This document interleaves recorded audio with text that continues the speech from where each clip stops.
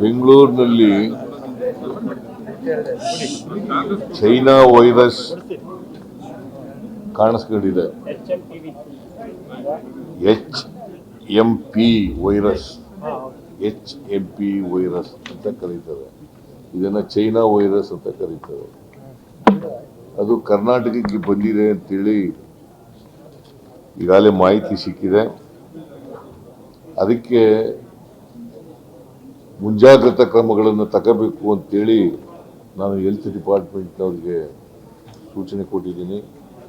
ಮತ್ತು ನಮ್ಮ Dinesh Gundu Rao health minister ಅವ್ರಿಗೂ ಕೂಡ ಅವ್ರ ಜೊತೆಲೂ ಕೂಡ ಮಾತನಾಡಿದ್ದೀನಿ.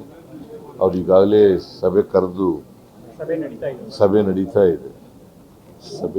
ಇದೆ.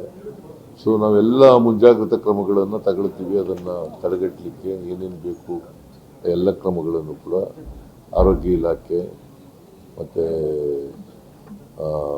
ವೈದ್ಯಕೀಯ ಶಿಕ್ಷಣ ಇಲಾಖೆ ಅವೆಲ್ಲ ಇಲಾಖೆಗಳು ಕೂಡ ತಗೊಳ್ತದೆ ಅಂತ ಮಾಡ್ತೇವೆ. ಯಾಕಂದರೆ ಈ ವೈರಸ್ಸು ಇಬ್ಬರು ಮಕ್ಕಳಲ್ಲಿ ಈಗಾಗಲೇ ಗೊತ್ತಾಗಿ ಎರಡು ಪ್ರಕರಣ ಆಗಿದೆ, ಕಾಣಿಸ್ಕೊಂಡಿದೆ.